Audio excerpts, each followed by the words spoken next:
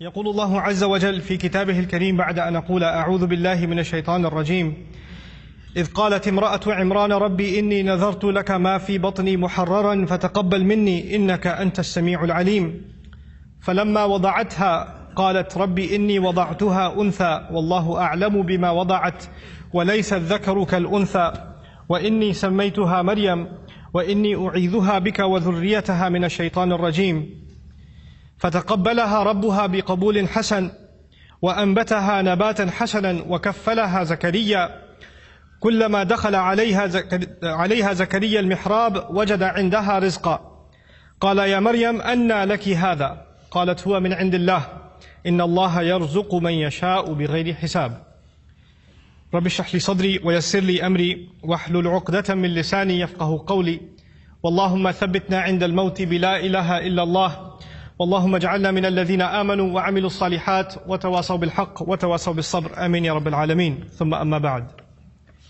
Today's khutbah is dedicated to a very unique individual mentioned repeatedly in the Quran. It's Maryam salamun alayha. And the reason I decided to give a khutbah on some aspects of her life that Allah highlights in the Quran are actually inspired by a question somebody asked me this week. Somebody came to me this week and said that they've had a very close relationship with Allah since childhood, and that they've made dua to Allah from a very early age, praying tahajjud, even when they were a teenager, and whenever they asked Allah for something, Allah provided. This person actually had a pretty tough life. Father passed away at an early age, no brothers, and this woman has lived a pretty lonely life and basically decided to really truly depend on Allah. And so as she grew and developed in her years, she found that Allah miraculously answers her prayers. Every time she asks Allah for something, Allah has never left her prayer unanswered. So she developed this reliance and this closeness with Allah and would always turn back to Allah. She needs something, she goes and prays 2 rak'ahs and she makes dua to Allah. So a really beautiful connection she had with Allah. But where did the question come from? The question came from a fact that more recently she went through quite a series of very unexpected difficulties in life. And she decided that she's going to increase her ibadah to Allah and increase her du'as because her problems have also increased. So you figure the more your problems increase, the more you're going to ask Allah to help you solve your problem. And so she does that, and she prays like she's never prayed before, fasts like she's never fasted before, begs Allah, cries to Allah, sheds tears before Allah like she's never done before. But the problems keep getting worse. They don't get any better. And she starts thinking to herself, maybe Allah is not happy with me, because before I used to pray and everything used to get answered. I've never had this problem before. Every time I had a need, I turned back to Allah and Allah solved my problem. But now I'm making dua after dua after dua, and I continue to beg Allah, and my problems are not getting solved, they're only getting worse. What could possibly be the reason? And in her mind, the reason was, I must have done something wrong. Allah must no longer be answering my prayers because somehow I've been disqualified. I'm not in Allah's good books anymore. The reason I decided to give this khutbah is that this is a very common notion that can creep into somebody's mind. We make dua, every human being makes dua, and we're expecting that Allah Azza wa Jal will give us an answer. We're hoping that Allah will solve our problem. There are two kinds of du'as basically, for most of us. The one kind of dua, and I'm talking about the ones we make for ourselves. One kind of dua is we want a problem that we have right now to be solved. We have an issue, we have some circumstance, and we want Allah Azza wa Jal to protect us from falling into a worse problem, to secure the good things that we have, etc. And of course we make dua for our future. We make dua for ourselves, our children, and to take care of things in the future. Ya Allah, things are good right now, Ya Allah, keep them this way. Preserve what we have here. These are the kinds of duas that we make for ourselves. The thing that I wanted to highlight, and I've talked about this in another khutbah, but today's khutbah is slightly different, on a slightly different note, and that's why I chose Maryam salamun alayha. But the first thing I wanted to highlight is a quick reminder to all of you, is that your dua getting answered immediately or not getting answered immediately has nothing to do with whether or not Allah is happy with you. It has nothing to do with that. There's no connection between those two things. And even if there was a connection, you will never know. You cannot guess what the reason is. You have the case of Nuh alayhi salam, who was a very loving father. He made da'wah, he invited his people to Islam for 950 years. Can you imagine? You think he made dua for his son? You think he made dua for his wife? All those years? Or he didn't care about them? Someone who cares so much about his nation, they spit on him, they insult him, and he goes back to them and makes dua for them 950 years. You think he ignored his own son, his own wife? All those years of dua, and they didn't change. Isn't that the case? Does he blame himself? Yeah, maybe I didn't do something right. Or maybe Allah stopped listening to me. The reason I'm starting with that is people that were much better than we are. Much, much better than we are. They also had similar problems. There are parents in the audience that make dua for their kids. And they see that their children are going away from the religion. They're going down a dark path. And they can't control it. And they're making dua for them. And they're not seeing that their dua is being answered. And now they're getting frustrated. Is there something wrong with me? Why isn't Allah answering? Well, you're not the first one to be put in that position. Our Messenger ﷺ made lots of dua. You don't think he made dua for his uncles? His family? You don't think he considered Abu Lahab when he made dua for guidance? And if he did, despite all of that loving dua, Allah Azza wa Jalla will himself tell him, إِنَّكَ لَا تَهْدِي مَنْ أَحْبَبْتَ. You don't get to guide who you love. You know, there are people among us, there are children among us who wish their parents or their elders were acting in a more guided way. I've met so many young people whose parents are in a haram, explicitly haram business. And the children, the son and the daughter is trying to tell the father and the mother, please get out of this. We're dependent on you, you're paying my college tuition, you're providing for us, but you're providing for us from haram income. And I'm not in a position to provide for the family right now, but this is wrong. And then they're told you're being disrespectful, you shouldn't talk back to your parents, etc., etc. Now, it's the flip side. It's the children making dua for the guidance of their parents. But things aren't changing. Things are where they were. These frustrating situations happen. And then on top of that are situations like health calamity. Not just family problems, but health calamity. Or you can't find a job, you have money problems. And you're making dua to Allah. You ask yourself, I even did i'tikaf last year. And I kept making dua and I didn't pick my head up from sajda all night long, and still I have this problem. Still it didn't go anywhere. So the first thing I want to remind myself and all of you is that prophets ﷺ, all of them, much before us, Allah mentions their du'as consistently in the Qur'an. And Allah also mentions their problems consistently in the Qur'an. You don't think, for example, that Yaqub alayhi salam, the father of 12 sons, made dua for all of his sons? And especially for his son Yusuf, when he lost his son Yusuf, you don't think he made dua for Yusuf's safety, that Yusuf should come back home, that he could look at his beautiful son once again? We know that he cried so much he lost his eyesight. ابْيَضَّتْ عَيْنَاهُ. He lost his eyes over crying over his son. And all of those du'as for so many years go unanswered, and then eventually get answered. You don't think that the mother of Musa alayhi salam, when she put her baby in the water, and the river just takes the basket away, the basket could flip over any time. And how do you know the basket is waterproof? How do you know it's not going to leak? How do you know it's not going to hit a rock and it's done? You know, you're throwing something in a river. It's not a joke, it's a baby in a river. You don't think that mother is making dua to Allah? And notice the difference. In that case, in the case of Musa's mother, she makes dua to Allah, and a few hours later, she's reunited with her son. Just a few hours later. By the time the baby is hungry for the next meal, he's back with his mother. And in the other case, with the case of Yusuf alayhi salam, he was separated from his father. But he wasn't reunited with his father for many years. For many, many years. We are going to go through difficulty in life. And all of our problems are not going to be solved because we made a dua to Allah. Understand the reality of dua. What is the purpose of dua? We often confuse dua with talab. Talab in Arabic means to ask for something, to demand something. Dua means literally to call. That's what it means. Da'awtukum, I called you, I invited you, I cried out to you. This is dua. When we make dua to Allah, sometimes in that dua we are making demands. It's true. We're making requests. But we should never forget that all of those requests, you know what they are at the end of the day? It's a humble slave of Allah, turning back to Allah and begging Allah to help him with whatever problem. But it's more than Allah solving your problem. It's just the act that you communicated with Allah that's the most valuable thing.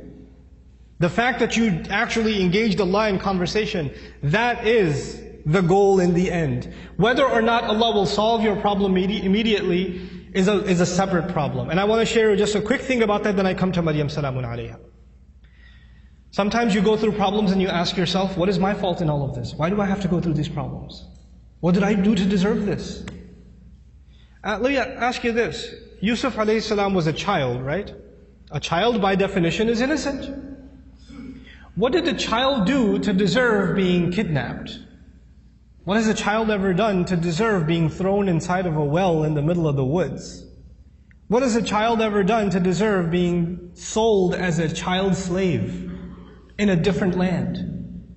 What is that, when he grows up as a young man, what did he ever do to deserve being thrown in jail over a false accusation? And he spent many years in jail, not because of something he did. He was innocent.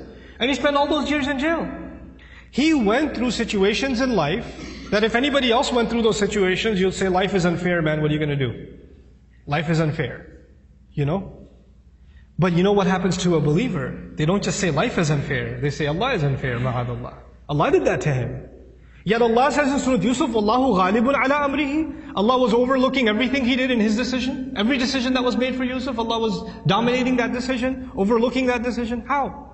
Sometimes you and I go through difficulty because Allah knows something better is coming. Sometimes that better thing that is coming is for you. Sometimes it's for somebody else. Sometimes it's not for you. Sometimes it's for somebody else. Sometimes the benefit of your difficulty will come back to you. The return will come back to you while you are still alive. Sometimes the return is meant to come back to you after you go back to Allah. What happened with Yusuf alayhi salam? A father was separated from a child. It's a tragedy, isn't it? But imagine, if he was never kidnapped, he would never be in the well. If he was never in the well, he would never end up in Egypt. If he was never in Egypt, he would have never grown up there and been thrown into prison. If he was never in prison, he would have never met those two guys he met in prison, whose dream he interpreted. If he never met those two people, one of them who got to live and go back to the king, and when the king saw a dream, a strange dream, he would have never said, wait, I know someone who can help interpret your dream. And if that never happened, and you know what that dream was? 7 good years in the country, and 7 years there's not going to be any crop, any produce, any harvest. People are going to starve to death. If Yusuf was not in prison, alayhi salam, and then was taken out to interpret that dream at that time, there would have been an economic, financial, social crisis in the country, and hundreds of thousands of children would have starved to death. One child suffered for a few years. But because of that child suffering, Allah's plan was to save a lot of families, a lot of fathers and mothers from losing their children to starvation. Because of the plan that Yusuf alayhi salam came back when he interpreted the dream and gave, when he became the treasurer. I have a friend, some of you might have heard of him. His name is Robert de Villa. I asked his sister about him if she knows him, and she said yes, she's heard of him. The man can't move any part of his body other than his face. He can't move any part of his body. What did he ever do to deserve that? Nothing. But how many people have accepted Islam because of his disability? How many people have just heard about that and have come back to Allah? How many people that were ungrateful in life, even though they were Muslim, they were only Muslim by name, and decided to submit their heart back to Allah because that man is sitting in a bed. His suffering, his pain becomes guidance for millions of people. You understand? Sometimes the difficulty you and I go through is actually a small price to pay for a lot of khair, a lot of good that will either come to me now or it will come to me in the akhirah, will come to me after I go back to Allah. So our du'as are not the same as placing an order. Now I get to Maryam salamun alayha, and I really, when she spoke to me, I remembered her, because the thing with Maryam salamun alayha was, even when she was young, her birth was strange. It was mentioned in the Quran. Not many people's birth is mentioned in the Quran. And she, the mother was expecting a son, but she had a daughter instead. And Allah says, "Laysa dhakaru kal untha," which has a multiple layers of meaning, but I'll just highlight one of them. This girl is like no other boy. This girl is special. And by the way, please remember those words next time. Any of you, if you're expecting a child, and that you were hoping, and your mother was hoping, and your father was hoping, and your extended cousins were hoping it's going to be a son, and you have a daughter, you remember that Allah didn't highlight the birth of a child like He did the birth of Maryam salamun alayha. It's an honor to have a daughter. It's a gift of Allah to have a daughter. And it's actually the behavior of the mushrikun to be upset that you had a daughter. ظَلَّ وَجْهُهُ مُسْوَدًّا وَهُوَ كَظِيمٌ. His face turns dark and he's depressed. He's swallowing his upset attitude because he had a girl. Girls are a blessing from Allah Azza wa Jalla, an honor. And it's a disrespect not only of the gift of Allah, but of the ayat of the Quran when you're upset that you had a daughter. You should be mindful of that. But that's on a side note. This child is born, she's actually given a special place in what was then the central house of Allah.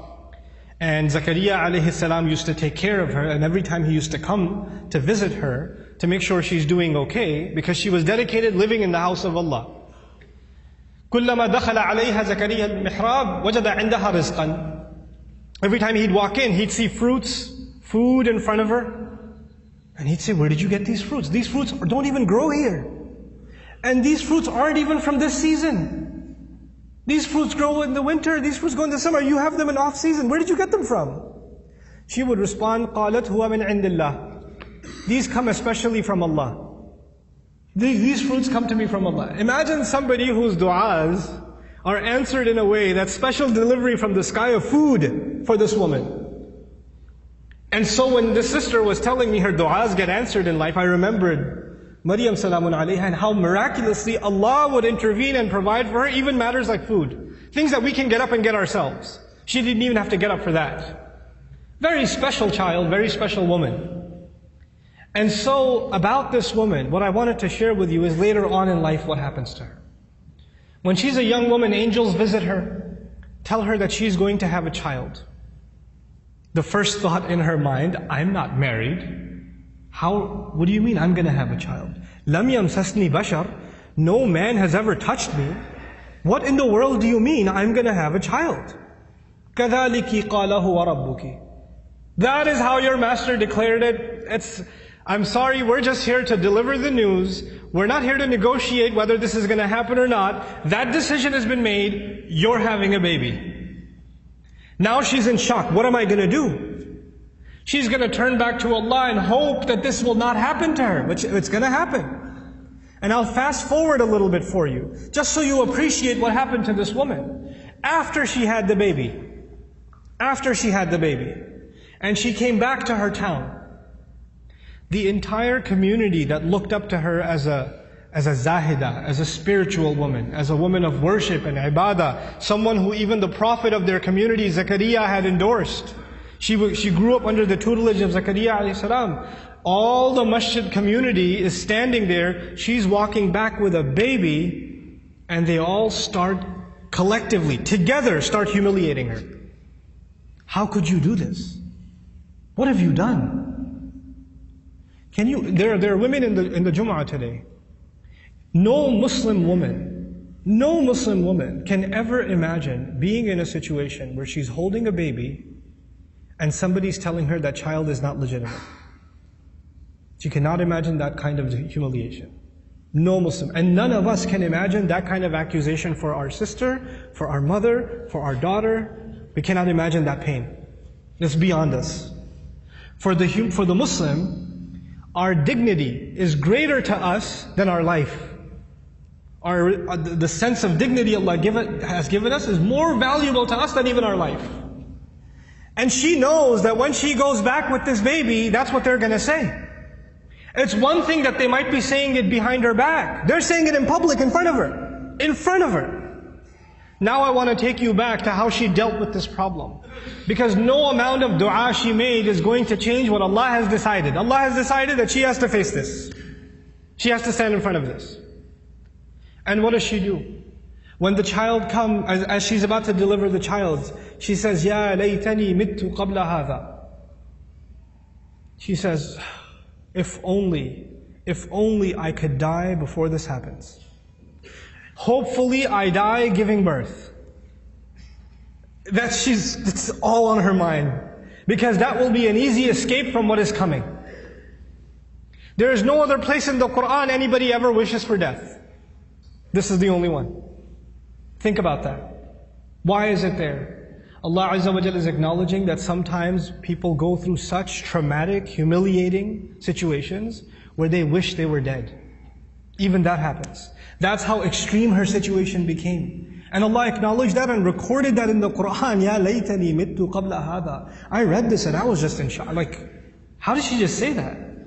You know, our Messenger alayhi salatu wasalam told us, La yatamannayanna ahadukumul maut. None of you should ever wish for death. You should not wish for death. That's not something you should say casually. And she's actually now wishing for death. Why? Because this is an extreme case. This is a crazy situation. And so, you know, the humiliation she will face is far worse than death. So she says, Ya laytani mittu qabla hadha. There are going to be, this is in the Quran for a reason, there are going to be people that are going to be in humiliating situations. And there's no getting out of it. There are going to be people that are going to have to face their family, that are going to have to face false accusations, that are going to have to face up to a mistake they made in the past. Who knows? And they're going to have to face that kind of trauma. And they'll have to find comfort in the example of Maryam salamun alayha. But she didn't stop there. She said, وَكُنْتُ نَسْيًا مَنْسِيًّا. 2 words, Nasyan, Mansiya. It was incredible words. Nasi in Arabic, they say fa'al and fi'l, these 2 awzan. They say nisi also. In one qira'ah it's nisyan. In another qira'ah it's nasyan. This is similar to dhibh. In the Arabic language, you have 2 kinds of words, dhibh and mathbuh. Nasi and mansi. The first of these words is actually used, I wrote this down for you, وَلَا يُقَالُ لِلْكَبْشِ ذِبْحِ إِلَّا إِذَا أُعِدَّ لِلذِّبْحِ. For an animal, for a goat or a ram, you don't call it dhibh until it's ready to be slaughtered. It hasn't been slaughtered yet. Once it is slaughtered, it's called dhabih. It's called madhbuh. Not before. Before it's called dhibh. She uses 2 words. Common translations say, I wish I was dead, I wish I was forgotten. That's what the translation says. But there are 2 words of being forgotten. One of those words, nasyan, actually means I wish, even though, because she's away from the masjid, right? She's not back home. I hope nobody ever misses me. They don't even ask the question, where did Maryam go? I wish I could be invisible, forgotten from people's memories right now, and nobody even has the thought of me. This is nasi. Nobody even thinks I existed. There are people that go through the kind of depression and anxiety where they don't come out of home. They don't leave home. They don't pick up phone calls. They don't answer text messages. They get anxious being around people. They're going through so much trauma that they wish they were forgotten. As a matter of fact, even if somebody knocks on the door, they say, I wish they didn't remember me. I wish I didn't have to face anybody. They want to just crawl away, but just be by themselves. This is nasyan. And she's hoping already that she dies. And nobody even comes looking. And then later on, even if years go by and nobody found out what happened to her, mansiyan. She's completely forgotten. There's no memory of her in the future either. I hope nobody thinks of me right now and I become invisible in the future also. I wanted to highlight this woman's trial because this is a woman of dua whose du'as used to get answered immediately. She didn't even have to ask for food and it used to come. And this is the situation Allah put her in. This is the trial that Allah put her in. Think about that. This is not because Allah hates her. This is not because Allah forgot about her. This is not because Allah wants to humiliate her. This is actually, all of this ended up becoming Allah honoring her. All of this became Allah honoring her. What was her humiliation? Her humiliation was, people are going to say, you had this child without being married. You had a haram child. That's what people are going to say. And what was the child's name? You know? His name was Isa. There is no other prophet in the Quran who, when Allah mentions their name, He honors their parents also. Except Isa. Isa ibn Maryam, Isa ibn Maryam, Isa ibn... Over and over again. Isa the son of Maryam. Isa the son of Maryam. Do you find Muhammad the son of Abdullah? Do you find Yaqub the son of Ishaq? Ishaq, the son of Ibrahim, Yusuf, the son of Yaqub. You find these? No. Every time Allah honors that messenger, alayhi salatu, or not every time, but multiple times, when Allah honors that messenger, He honors his mother. And by the way, this is important because for the Arabs, when you say Ibn, or for even the Semitic people, when you say Ibn, right after Ibn, you mention the father's name. You mention the father's name. Your last name comes from your father. Allah goes out of His way to remind people that no, He has no father, and we are going to go out of our way to honor that mother. Isa ibn Maryam, every time. Allah mentioned that humiliation for another reason, and I close with that. I told you last time, and earlier on in this khutbah, sometimes your pain is going to be a relief for other people. You're going through difficulty because it's meant to serve a greater cause than yourself, and you will be the sadaqah jariyah for them. You'll be a way of goodness for them. This is the pain of Maryam salamun alayha. Every time a woman is humiliated, every time a woman is falsely accused, every time a woman wishes she was dead, then to face what she's supposed to face, then she's going to find comfort in Maryam salamun alayha. And every time she finds that comfort, the rank of Maryam rises again and again and again and again. SubhanAllah. Our du'as are a means by which we connect to Allah. Our du'as are not a means by which this world becomes heaven. This world is going to be full of trials. People that were much better than we are had difficulty in life. That's okay. لَقَدْ خَلَقْنَا الْإِنسَانَ فِي كَبَدٍ. We created all human beings in toil and labor and struggle. Struggle is a part of life. The purpose of dua is to help you and me deal with those struggles and to never forget that Allah is with us, whether it's hard times or easy times. May Allah Azza wa Jal not make us people that lose faith. May Allah Azza wa Jal honor us and help us remember that no matter how much people try to humiliate you, people try to put you down, people insult you like they did Maryam salamun alayha, Allah still honors you. There's a big difference between what people say about you and what Allah thinks about you. Because if you go by what people said, then Maryam was the most humiliated, insulted person in society. And if you go by what Allah says, she's one of the most honored women in all of human history. So we go by what Allah says. Allah is the one who honored us. وَلَقَدْ كَرَّمْنَا بَنِي آدَمَ. We honored the children of Adam. May Allah Azza wa Jal make us dignified before Allah Azza wa Jal, before He makes us dignified before people. Barakallahu li wa lakum fil Qur'an al-Hakim wa nafa'ani wa iyyakum bil ayati wa dhikr al-Hakim.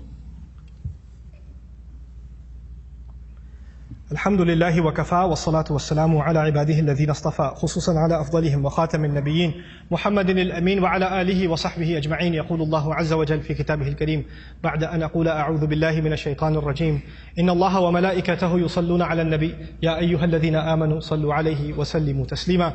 اللهم صل على محمد وعلى آل محمد كما صليت على إبراهيم وعلى آل إبراهيم في العالمين إنك حميد مجيد. اللهم بارك على محمد وعلى آل محمد كما باركت على إبراهيم وعلى آل إبراهيم في العالمين إنك حميد مجيد. عباد الله رحمكم الله اتقوا الله إن الله يأمر بالعدل والإحسان وإيتاء ذي القربى وينهى عن الفحشاء والمنكر ولذكر الله أكبر والله يعلم ما تصنعون. أقم الصلاة إن الصلاة كانت على المؤمنين كتابا موقوتا.